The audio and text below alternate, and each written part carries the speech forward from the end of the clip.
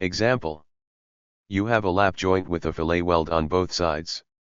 The weld length is 100 mm, the throat size of the weld is 5 mm, and the material of the weld has a tensile strength of 460 MPa.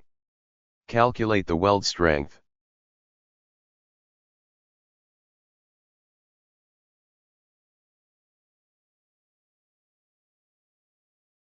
Here are the formula we will use for our calculation to determine the strength of the weld.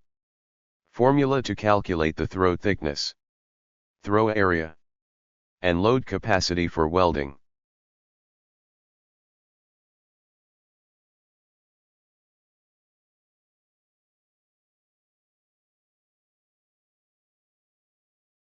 Here is the given data. Leg size or throat size equals 5 mm. Length of weld equals 100 mm.